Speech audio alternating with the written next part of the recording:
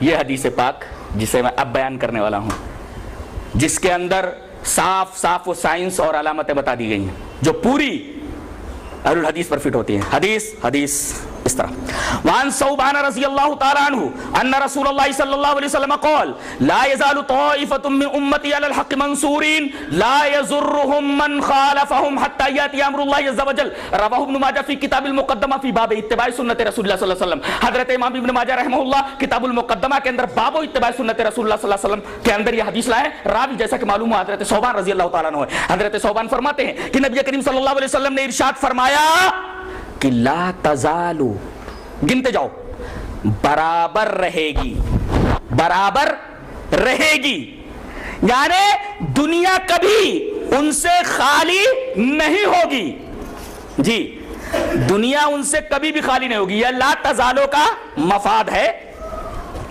اب آپ دیکھیں گے کہ برابر رہے گی، نبی کے دور میں بھی رہے گی، صحابہ کرام کے دور میں رہے گی، دنیا کبھی ان سے خالی نہیں ہوگی، وہ جماعت رہے گی۔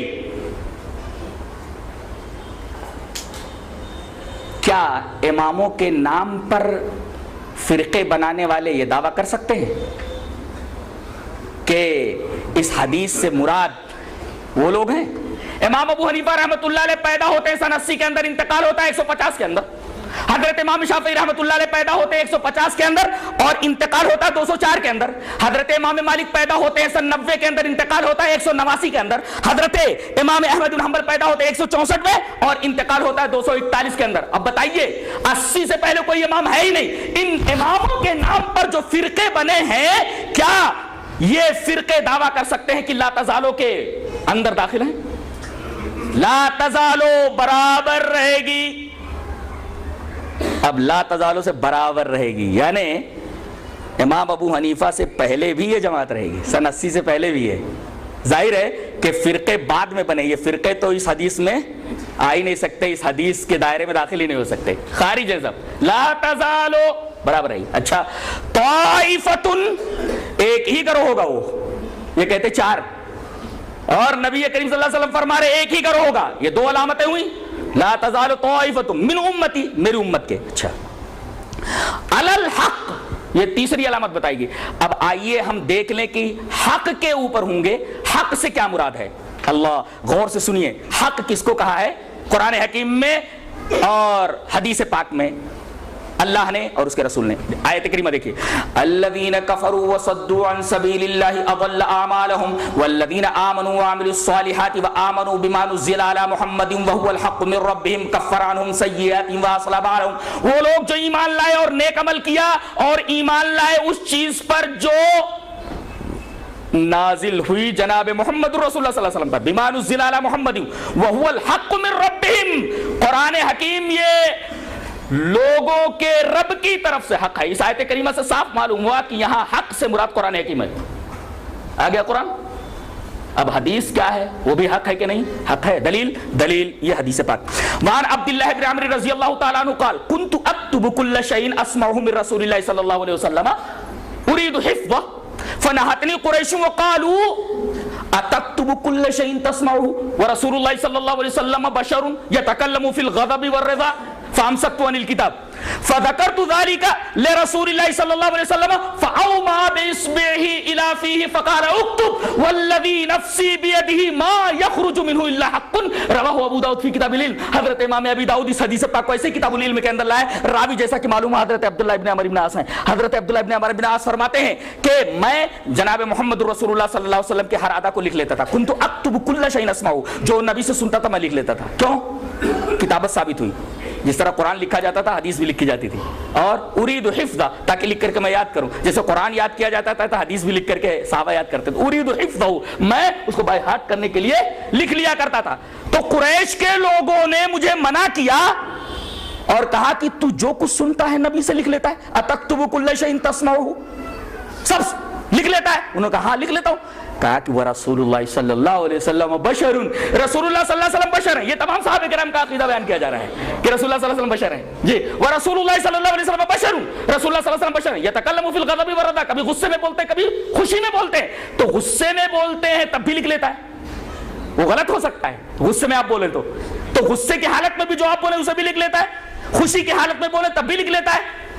کیوں ایسا کرتا ہے؟ فامسکتو عن الکتاب, کہتا ہے کہ میں کتابت سے رک گیا, حدیث لکھنا بند کر دیا, لیکن میرے دل میں یہ بات کھٹک رہی تھی. میں نبی کریم صلی اللہ علیہ وسلم کے پاس آیا, فذکرت ذلک لرسول اللہ صلی اللہ علیہ وسلم, میں نے جناب محمد رسول اللہ صلی اللہ علیہ وسلم سے اس بات کا ذکر کیا کہ اے اللہ کے رسول, آپ سے جو کچھ میں سنتا تھا اس کو لکھ لیا کرتا تھا, لیکن قریش کے لوگوں نے مجھے منع کیا کہ آپ بشر ہیں, آپ کبھی غصے میں بات کرتے ہیں اور کبھی خوشی میں بات کرتے ہیں, تو ہو سکتا ہے کہ غصے کی حالت میں آپ کچھ غلط بول جائیں. نبی کریم صلی اللہ علیہ وسلم نے اپنی انگلی سے, اپنی انگشت مبارک سے اپنے ہونٹوں کی طرف اشارہ فرمایا, فاوما باصبعه الى فیہ, آپ صلی اللہ علیہ وسلم نے اپنی انگشت مبارک سے اپنی انگلی سے اپنے منہ کی طرف اشارہ فرمایا, فقال اکتب, اے عبداللہ ابن عمر ابن عاص, لکھتا جا, والذی نفسی بیدی, قسم ہے اس ذات کی جس کے ہاتھ میں میری جان ہے, ما یخرج منہ الا حق, اس منہ سے جو کچھ نکلتا ہے سب حق ہی نکلتا ہے, چاہے غصے میں بولوں چاہے خوشی میں بولوں.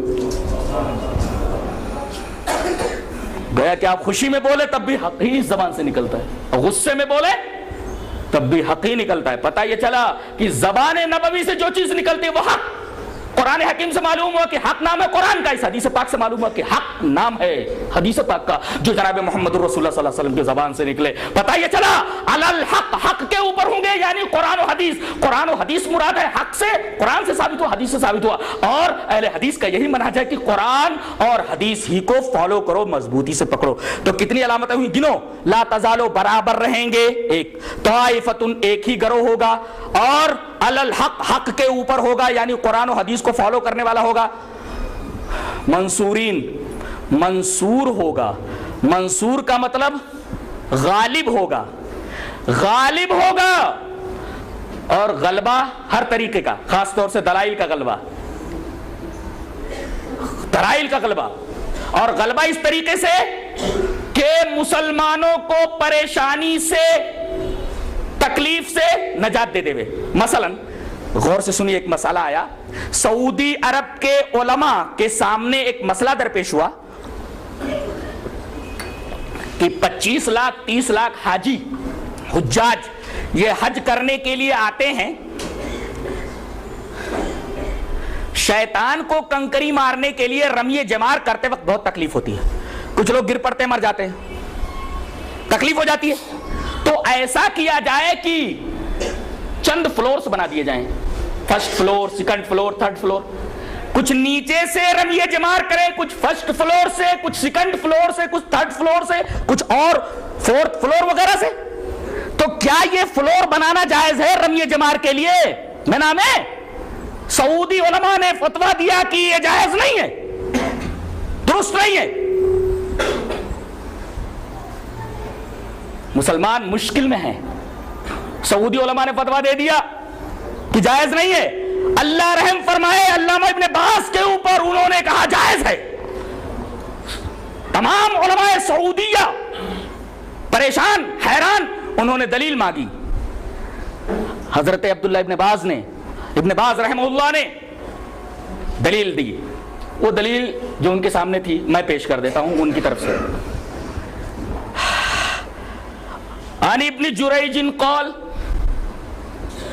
اخبرني ابو الزبير انه سمع جابرا يقول رايت النبي صلى الله عليه وسلم يرمي على راحلته يوم النحر ويقول لتاخذوا مناسككم فاني لا ادري لعلي لا احج بعد حجتي هذه.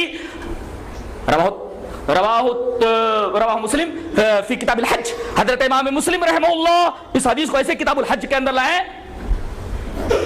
راوی حضرت جابر ہے. حضرت ابن جریج فرماتے ہیں کہ انہوں نے حضرت جابر کو یہ فرماتے سنا کہ میں نے جناب محمد الرسول اللہ صلی اللہ علیہ وسلم کو حج کے دوران, آپ نے زندگی میں صرف ایک حج کیا ہے, نبی نے کتنے حج کیے؟ ایک حج, فرسٹ اینڈ لاسٹ. اور عمرے کتنے کیے؟ 4. زندگی میں آپ نے 4 عمرے کیے ہیں اور ایک ہی حج کیا ہے. یہ حج جو آپ کر رہے ہیں اور جس حج کا حوالہ حضرت جابر دے رہے ہیں یہ فرسٹ اینڈ لاسٹ ہے, یہی پہلا بھی ہے یہ آخر بھی ہے. حضرت جابر فرما رہے رأیت النبی صلی اللہ علیہ وسلم یرمی علی راحلتہ یوم النحر, میں نے جناب محمد الرسول اللہ صلی اللہ علیہ وسلم کو حج کے دوران دیکھا کہ آپ رمی جمار کر رہے ہیں, شیطان کو کنکری مار رہے ہیں اس حال میں کہ آپ اپنی اونٹنی کے اوپر سوار ہیں. استدلال اونٹنی کے اوپر سوار ہے. رأیت النبی صلی اللہ علیہ وسلم یرمی علی راحلتہ. تو کوئی آدمی اگر نیچے سے رمی جمار کرے جائز ہے, سواری کے اوپر سے کرے جائز ہے. اب اوپر ہیں آپ, فلور بنا دیا جائے جائز ہے, 2 فلور بنا دیا جائے جائز ہے, تیسرا فلور بنا دیا جائے جائز ہے. رأیت النبی صلی اللہ علیہ وسلم یرمی علی راحلتہ یوم النحر. میں نے جناب محمد رسول اللہ صلی اللہ علیہ وسلم کو دیکھا کہ آپ اپنے حج میں رمی جمار کر رہے ہیں اپنی اونٹنی کے اوپر, علی راحلتہ یوم النحر, یوم نحر کے.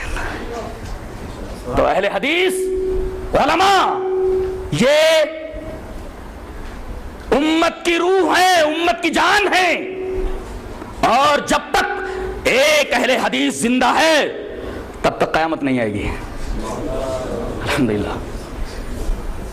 اب دیکھیے لا تزالو برابر رہیں گے, یہ بات فٹ ہوتی ہے صرف اہل الحدیث پر. دوسرے طائفتن ایک گروہ ہوگا, انہی پر فٹ ہوتا ہے. علی الحق, حق قرآن و حدیث اس کو فالو کر رہے ہیں.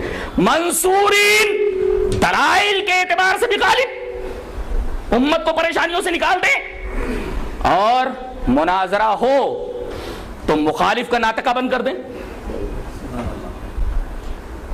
دلائل کے اعتبار سے بھی منصور. اور ایک گلی میں کوئی اہل حدیث ہو, چند دنوں کے اندر دیکھا جاتا ہے کہ پوری جماعت بن گئی ہے, یہ منصور نہیں تو اور کیا, یہ کسی اور جماعت کے اوپر فٹ ہوتا ہی نہیں ہے. لا یضرہم من خالفہم, مخالفت برابر ہوتی رہے گی. کیا کیا نہیں کیا گیا ہے.